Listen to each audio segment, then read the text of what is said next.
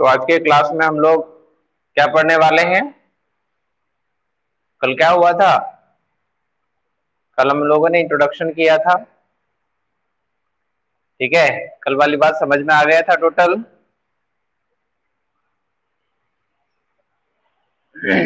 आज हम लोग शुरू करेंगे चैप्टर।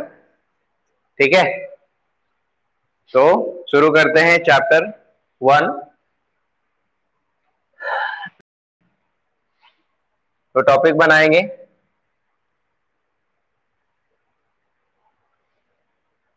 टॉपिक बनाएंगे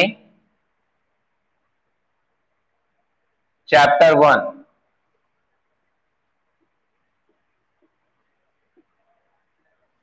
चैप्टर 1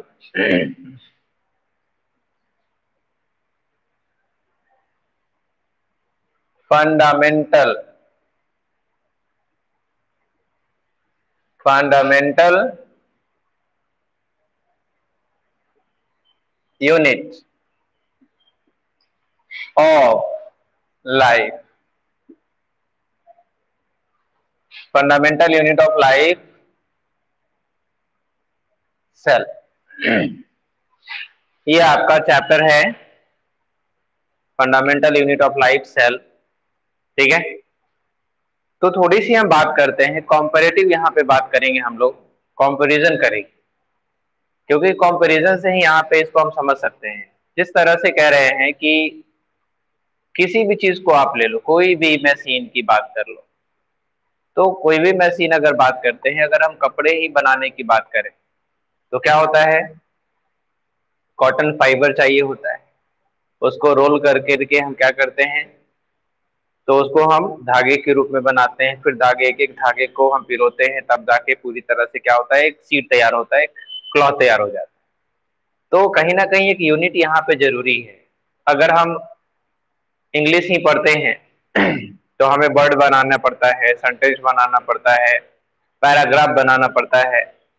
तो ये बनता कैसे है? तो इसकी भी एक यूनिट है, उसकी भी एक इकाई है, वो है letter.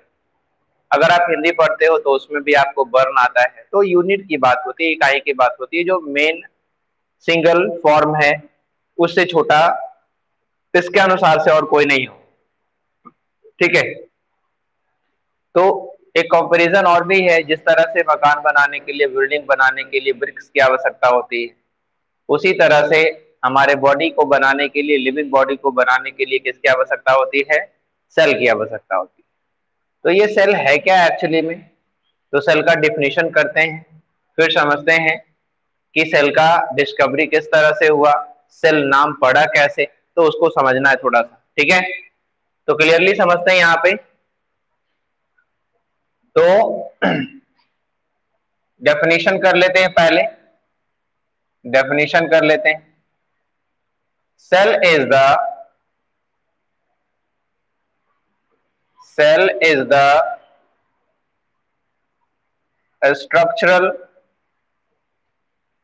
structural and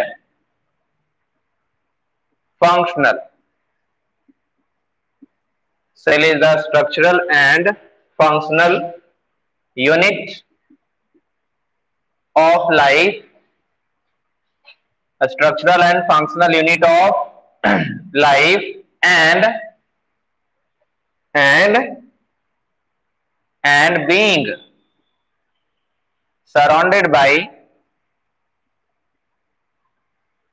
being surrounded by and being by surrounded by a membrane.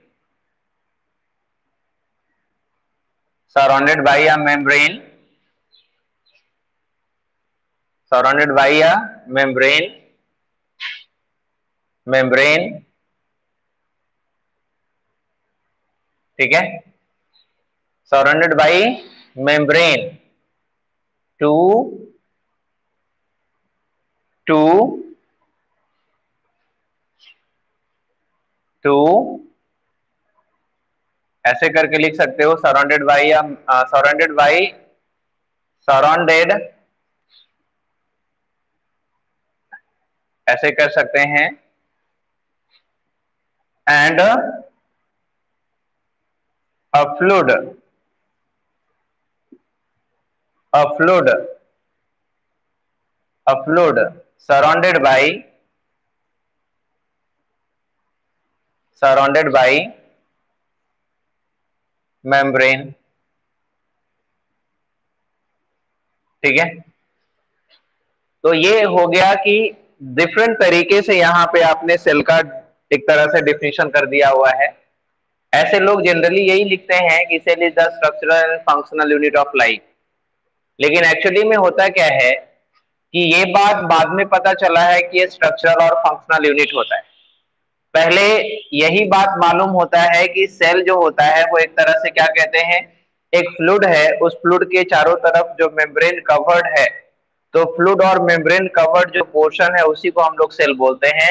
As per आप देख सकते हो इस तरह से यहाँ पे कि अगर इस तरह से कोई स्ट्रक्चर बना दिया जाए, है ना, स्ट्रक्चर बना दिया जाए, इसमें इस तरह के डॉट लाइक स्ट्रक्चर दे दिए जाए, इस तरह का डॉट लाइक स्ट्रक्चर इसमें दे दिया गया है, और बीच में सेंट्रली जो है इस तरह से कुछ और बना दिया गया ऐसे करके, तो ये कॉम्पैरेटिवली कहा जाता है कि ये क्या हो गया, तो ये एक सेल है ना।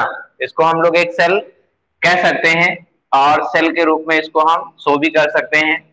तो कुल मिला के हो गया कि ये तो फ्लूइड ही है ना, और इस फ्लूइड के अंदर बहुत सारे और कंपोनेंट हो सकते हैं, बट ये मेम्ब्रेन से कवर्ड है, और इस तरह का मेम्ब्रेन कवर्ड जो फ्लूइड होता है उसको हम लोग नाम देते हैं सेल। अब बाद में हम समझेंगे कि ये स्ट्रक्चरल यूनिट है या फंक्शनल यूनिट है, ये बाद में समझ सकते हैं, लेकिन पहले जब देखोगे तो आपको इसी तरह से ये नजर आएगा, और बाद में आपको पता चलेगा कि ये स्ट्रक्चरल और फंक्शनल यूनिट है, ठीक है। तो आइए समझते हैं, आगे ही थोड़ी सी बात कर लेते हैं कि भाई अगर हम स्टडी करते हैं सेल का, है ना, तो हम कह सकते हैं यहाँ पे कि the study of cell, study of cell को मालूम ही है क्या कहते हैं, साइटोलॉजी कह सकते हो, या न्यू नेम पड़ सकता है सेल बायोलॉजी कह सकते हैं। इसके बाद अगर हम बात करेंगे तो नॉर्मली यहाँ पे हमें समझ लेना पड़ेगा कि सबसे पहले सेल को जो है वो डिस्कवर किसने किया, सेल के बारे में आइडेंटिफिकेशन किसने दिया, तो वो देने वाला साइंटिस्ट सबको मालूम है, कौन है वो, रॉबर्ट रॉबर्ट हुक। कौन सा साइंटिस्ट है, रॉबर्ट हुक। तो यहाँ पे लिख सकते हैं फादर ऑफ साइटोलॉजी, क्योंकि सेल के स्टडी की बात हो रही है तो सेल के स्टडी को साइटोलॉजी कहते हैं, और सेल का स्टडी सबसे पहले रॉबर्ट हुक ने किया, इसलिए फादर ऑफ साइटोलॉजी कौन हो जाएगा, रॉबर्ट हुक, रॉबर्ट हुक, ठीक है। अब समझिएगा यहाँ पे कई कंडीशंस हैं, ये ऑल अबाउट ये है फादर ऑफ साइटोलॉजी। लेकिन अगर न्यू इन्वेंशन हुआ, सेल में नई डिस्कवरी हुई, तो नई डिस्कवरी हुई, नए तरह से सेल को हम लोग जानने लगे, तो ये जो नया डिस्कवरी हुआ, नए तरीके से जो सेल हम लोग सेल के बारे में जो जानने लगे, यानी जो मॉडर्नाइजेशन हुआ है सेल के स्टडी में, तो उसके अनुसार से भी एक तरह से नया रिवॉर्ड दिया गया है, नए साइंटिस्ट को दिया गया है। इसीलिए आता क्या है, मॉडर्न फादर ऑफ साइटोलॉजी, यानी मॉडर्न साइटोलॉजी की बात करेंगे, ठीक है। तो यहाँ पे कहेंगे father of modern modern cytology. ये बहुत पहले का है ना, 1665 की बात हो रही है, और ये नए समय की बात है ना। तो नए जो अभी के समय में जो साइटोलॉजी पे जो हम लोग काम कर रहे हैं, तो उसके अनुसार से उसको जो है किसने बताया, तो फादर ऑफ मॉडर्न साइटोलॉजी कौन है, तो साइंटिस्ट का नाम है सीपी स्वानसन। कौन है, सीपी स्वानसन। इसके बाद की बात करेंगे तो इंडिया में सेल से रिलेटेड अगर कोई डिस्कवरीज हो रही है तो हम कहते हैं father of Indian cytology, father of Indian cytology. Father of Indian cytology यानी इंडिया के कौन से साइंटिस्ट हैं जो सेल के स्टडी में अपनी ज्यादा रुचि रखते हैं, तो वो है कौन, ए के शर्मा। कौन है? ए के शर्मा। आवाज आ रही है सबको?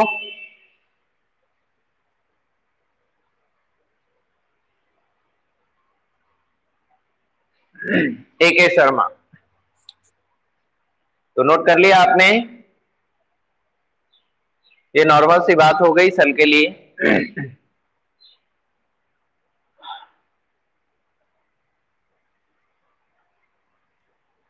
हो गया? चलिए अब आगे समझते हैं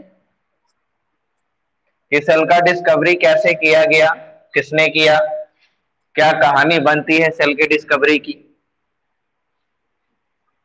ओके, तो आइए समझते हैं। ठीक है, देखो तो टॉपिक बनाते हैं डिस्कवरी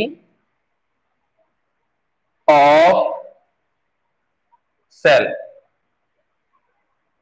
डिस्कवरी ऑफ सेल, तो जैसा कि आपको कुछ पहले से मालूम है उसके अनुसार से आपको पता चल गया कि सेल को डिस्कवर किया किसने, कि किसने किया?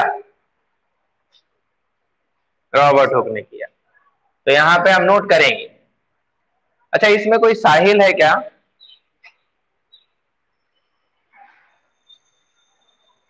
तुम लोग में से कोई साहिल है?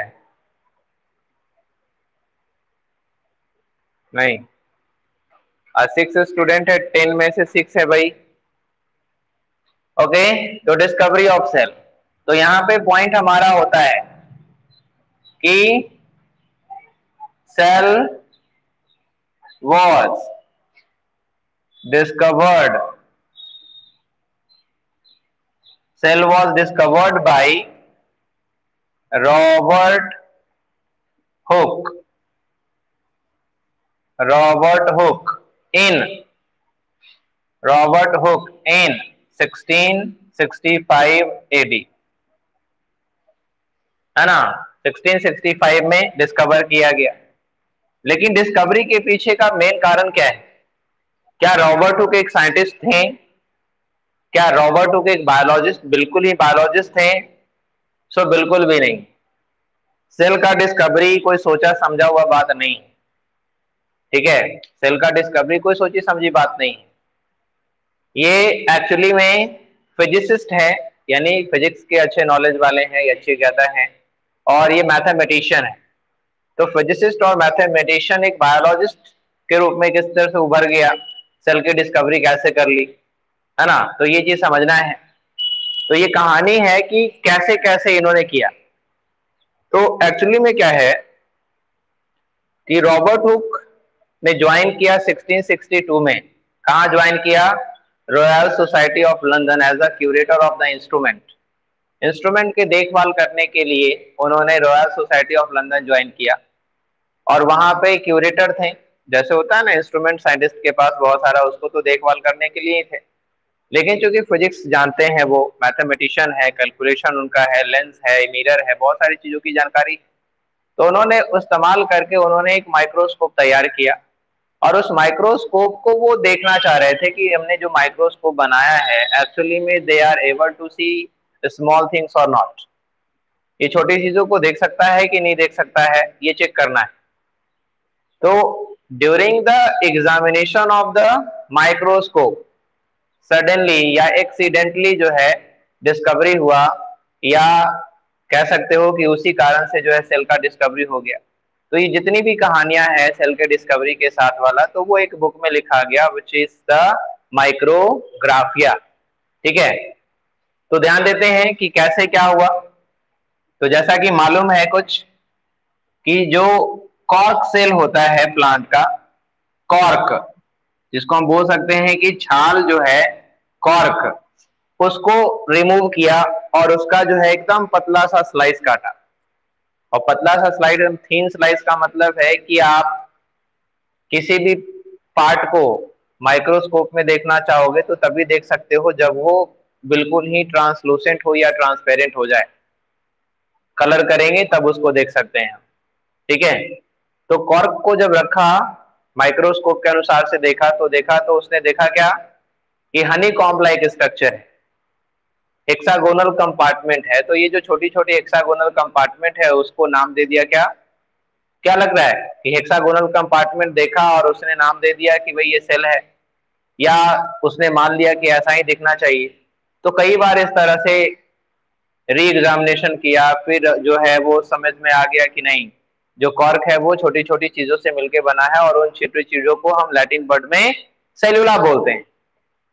और सेलुला को बाद में क्या नाम दे दिया, सेल, यानी सेलुला ही क्या बन गया, सेल बन गया। तो ध्यान देते हैं, थोड़ी सी 2-3 लाइन की जो कहानी है उसको लिख देते हैं। Robert Hooke, Robert hook was a mathematician, a mathematician, mathematician and physicist, physicist,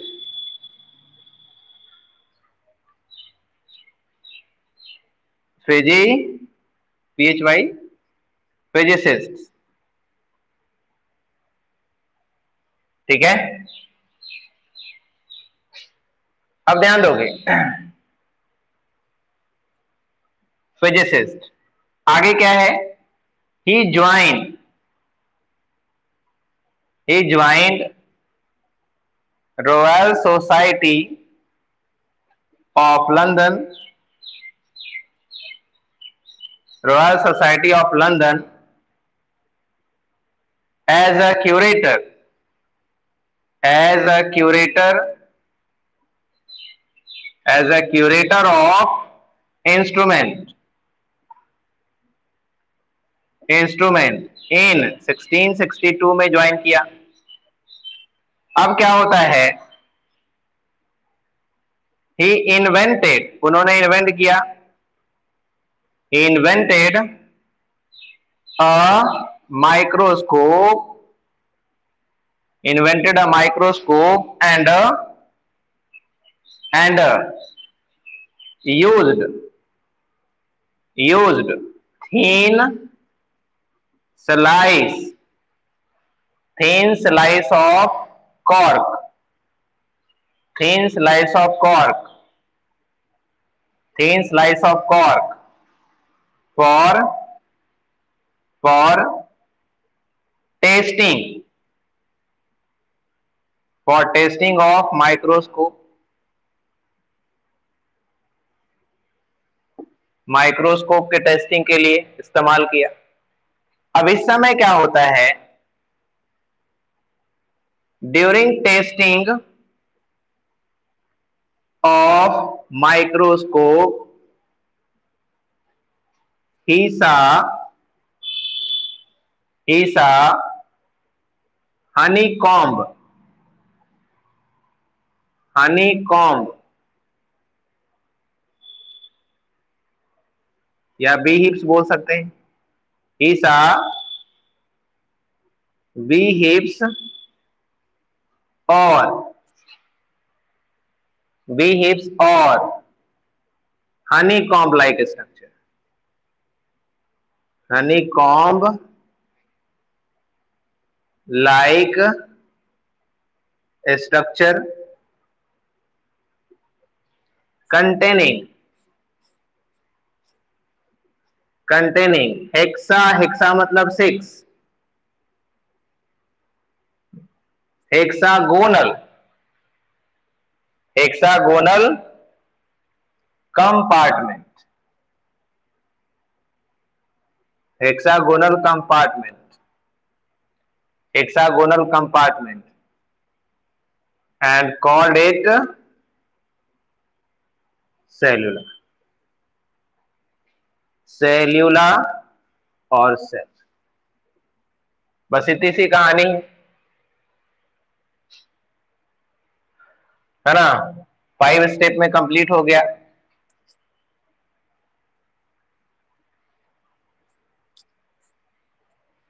ठीक है, अब ध्यान देंगे, ये जो सेलुला या सेल जो नाम दे दिया गया, एक्चुअली में समझना है अब, all all all observation all observation keep in a keep in a book मतलब लिखा, all observation right in a book, right in a book name, क्या नाम है बुक का? माइक्रोग्राफिया।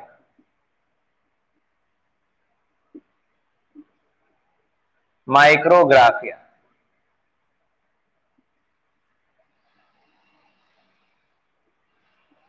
माइक्रोग्राफिया।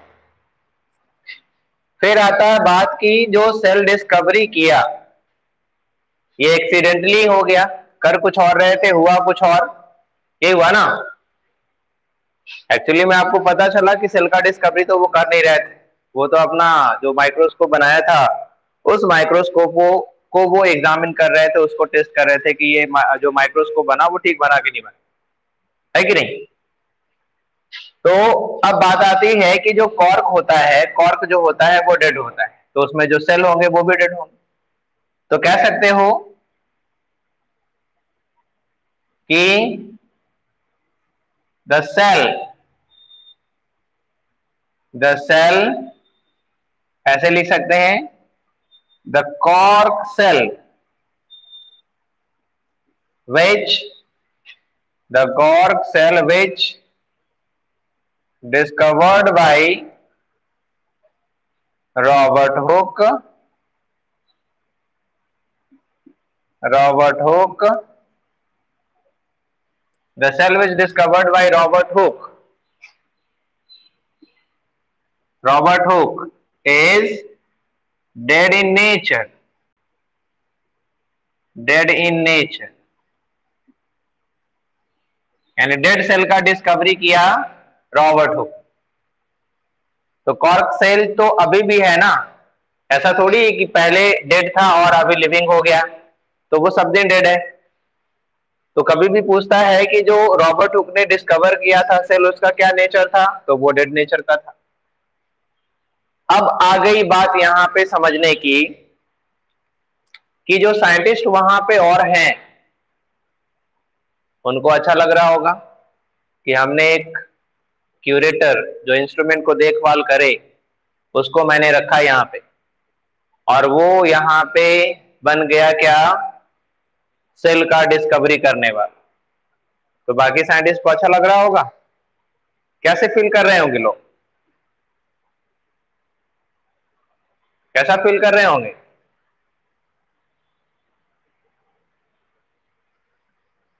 जवाब नहीं आ रही किसी की?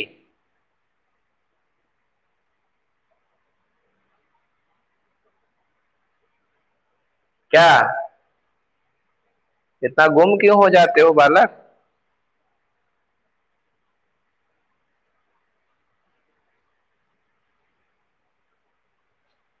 ठीक है, तो उन लोगों को वाकई अच्छा नहीं लग रहा हो, कहे भाई, तो एक जो नौकर रखा गया वो नौकर मालिक बन जाए, है ना, तो लोगों को अच्छा थोड़ी लगेगा।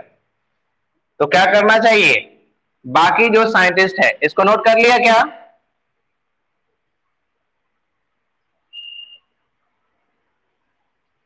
है ना, बाकी लोगों को अच्छा नहीं लगेगा, और जब अच्छा नहीं लगेगा तो वो लोग अपना चांस ढूंढना चाहेंगे कि हमारा चांस बच रहा है कुछ। तो उनका वो जो जेलसपन है, ठीक है, उनका वो जो जेलसपन है, परेशानी बढ़ गई, सेल के बारे में इतना ही पढ़ना था, लेकिन इससे ज्यादा पढ़ना पड़ेगा क्योंकि डिस्कवरी और बढ़ेगी। परेशानी हुआ ना तुम लोगों को, हुआ ना जी? लड़ा कोई, इतिहास में कुछ हुआ, बाबर आया, अकबर आया, मुगल काल आया, कौन कौन सा जो है सल्तनत चलता चला आया, अब लड़ा वो आपने मन किया वो मरा कोई और, पढ़ो, पढ़ते रहो, है कि नहीं? तो ये चीजें यहाँ पे आप समझनी है। इसको मिटा दो, तो टॉपिक बनाएंगे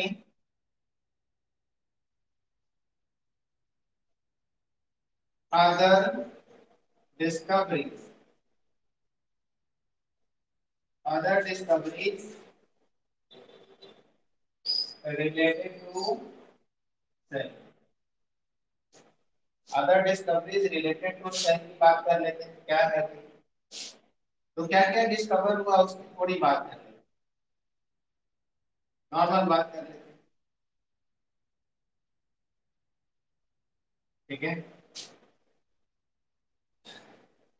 ठीक है, तो यहाँ पे कह सकते हो मार्सेलो मल्टी की, एक साइंटिस्ट है मार्सेलो मल्टी की, मार्सेलो मल्टी की, है ना, मार्सेलो मल्टी की found, found a small structure, a small structure in tissues called it utricus, utricus, utricus, समझ रहे हो?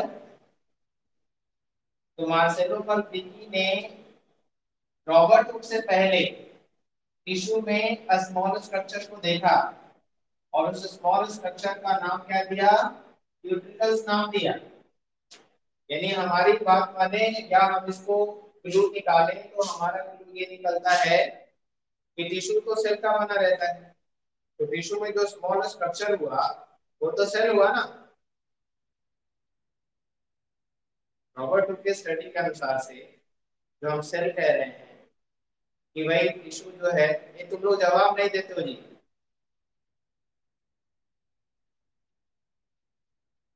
तुम लोग जवाब नहीं देते हो।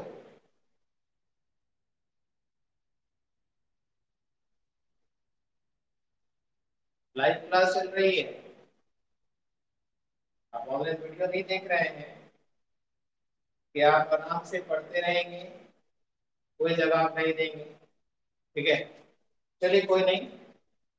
तो मार्सेलो और बेबी ने जो टिश्यू में स्मॉल स्ट्रक्चर को देखा, इससे हमारे को ये निकलता है कि सेल के डिस्कवरी से पहले यूनिट्स को हम सेल कंसीडर कर सकते हैं, कर सकते हैं कि नहीं कर सकते? ठीक है, अब आगे समझिए इसके बाद क्या हुआ, इसके डिस्कवरी के बाद in in 1674, in 1674 AB Leeuwenhoek, AB Leeuwenhoek, AB Leeuwenhoek discovered, discovered, discovered first time, discovered first time, ठीक है, discovered first time living cell, living cell such as bacteria, amoeba, amoeba, RBC, dromaeodola, sperm cell, etc। यानी कुल मिलाकर कह सकते हो कि dead cell का डिस्कवरी रॉबर्ट हुक ने किया और लिविंग सेल का डिस्कवरी किया किसने? एबी ल्यूमेनो ने। किसने किया? एबी ल्यूमेनो। ठीक है, अब ध्यान देते हैं ऊपर। आगे क्या, आगे की समझिए तो इन 1781 इन 1781 एक साइंटिस्ट का नाम है F Fontana. In 1781 F Fontana discovered nucleolus, जो कि न्यूक्लियस के अंदर पाया जाता है। न्यूक्लियोलस, ठीक है। F Fontana discovered nucleolus nucleolus from a skin cell of eel fish. तो एलफिश होता है ना, डोरी मछली जैसा होता है, लंबा स्नेक जैसा होता है। तो उसके स्किन सेल से निकाला गया, उसके न्यूक्लियस के अंदर न्यूक्लियोलस को देखा। लेकिन ख्याल रखना है कि न्यूक्लियस का डिस्कवरी इसने नहीं किया, न्यूक्लियस के अंदर के पार्ट को इसने देख लिया। न्यूक्लियस के अंदर के पार्ट को इसने देखा, लेकिन न्यूक्लियस को डिस्कवर नहीं कर पाया। ठीक है, आगे समझ। अब क्या है, इन 1831 Robert brown Robert brown Robert brown discovered nucleus. ये देखो बात, न्यूक्लियस का डिस्कवरी जो है, न्यूक्लियोलस के डिस्कवरी के बाद, ये बहुत बड़ी बात हो गई कि हमने न्यूक्लियस को नहीं ढूंढा, उससे पहले न्यूक्लियोलस को ढूंढ लिया। ये ढूंढने वाले साइंटिस्ट की बात की जाए तो वो किस तरह के माइंड का था कि वो न्यूक्लियस के अंदर की बात को तो समझ गया, लेकिन न्यूक्लियस को नहीं समझा। तो डिस्कवर्ड न्यूक्लियस कहाँ से डिस्कवर किया था, एक प्लांट से। Discovered from root cell of orchid plant. Orchid के पौधे से, फ्लावरिंग प्लांट होता है। चलिए इसके बाद, अब इसके बाद समझिएगा, इसके बाद क्या होता है उसको समझते हैं।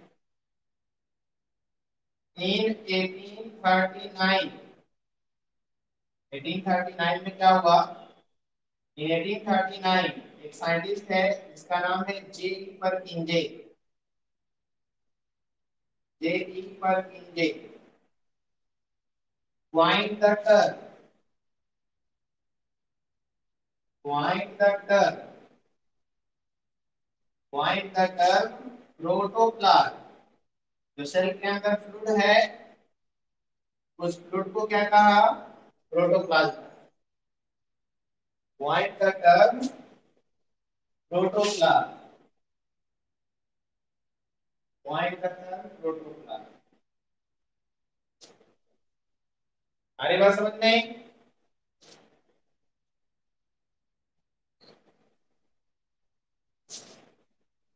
आवाज नहीं सुनाई दे रहा है, कोई रिस्पॉन्स ही नहीं आता तुम लोग से।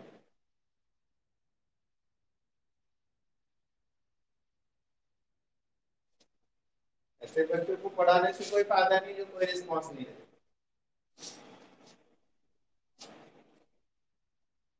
समझे, तब अपना अपना वीडियो आराम से बंद कर लो, पढ़ रहे हो कि नहीं पढ़ रहे हो इसका कोई पता नहीं है। रोम करो, गवर्नमेंट भी तुम लोग के साथ नौकरी कर रही है, और तुम लोग भी खुद के साथ रोम करना, और बाद में रोना कि मुझे तो किसी ने पढ़ाया नहीं। ठीक है, समझिए। तो पॉइंट का कर प्रोटोप्लाज्म, एंड इसको किसने सपोर्ट किया, and supported by supported by scientist है जिसका नाम है वॉन मॉल। ये नाम आता है, वॉन मॉल ने भी सपोर्ट किया है। ठीक है कि भाई आपने सही कहा, सेल के अंदर जो फ्लूइड मटेरियल्स है वो प्रोटोप्लाज्म में है। आप ध्यान देंगे इन 1861 की बात हो रही है। दो साइंटिस्ट है, एक का नाम है डी बैरी एंड एक का नाम है मैक्स सुल्ट। ठीक है, डी बैरी एंड मैक्स सुल्ट। इसने कहा कि भाई सेल कुछ है तो क्या है, ये बहुत इंपॉर्टेंट चीज है। हमने जो डेफिनेशन लिखा है सेल का, वो सेल के डेफिनेशन में यहाँ पे इस वर्ड का इस्तेमाल है, क्योंकि जो फ्लूइड का कवरिंग है वो सेल। बाकी बाद में समझेंगे कि वो यूनिट है, स्ट्रक्चरल है कि फंक्शनल है। तो de Bary and Max Schultze, है ना, इन, ठीक है, de Bary and Max Schultze proposed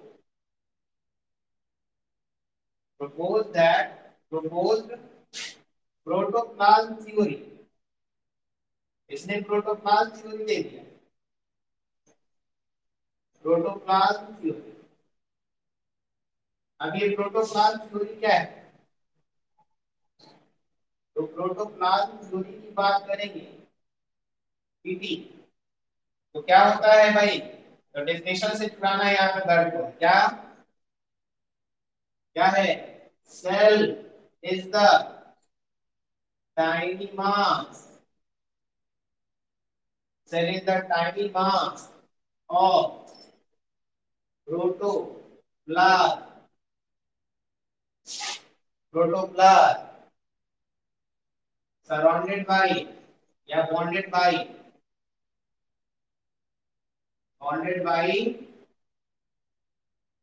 membrane या प्लाज्मा मेम्ब्रेन। ठीक है, ये मैंने बढ़ा दिया बात। उसके अनुसार से सेल क्या है, तो टाइनी मास ऑफ प्रोटोप्लाज्म, हमने उसको बढ़ा दिया कि वो बॉन्डेड होता है किससे, प्लाज्मा मेम्ब्रेन से, तो यही तो सेल है। तो एक्चुअल डेफिनेशन आपका क्या है, वो प्रोटोप्लाज्म थ्योरी से निकाला गया। अरे बात समझ में, मेरे पास तो आवाज ही नहीं पहुंच रही।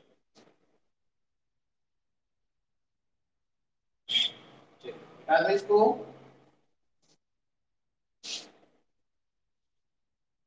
मिटा दो।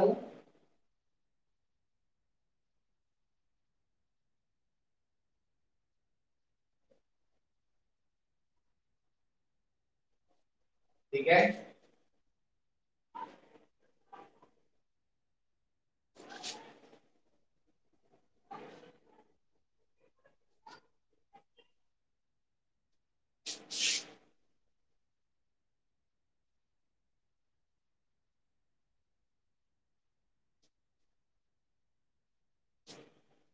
चलो ध्यान दो।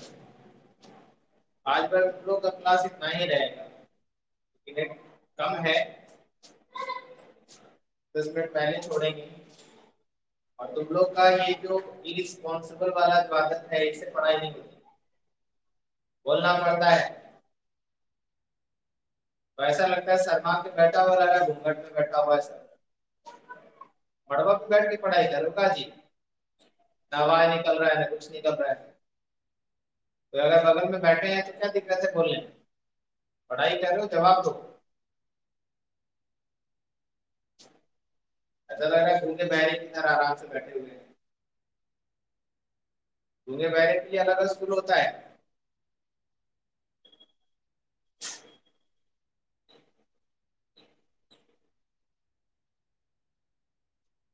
तो देख लिया, कंप्लीट है इधर। इसके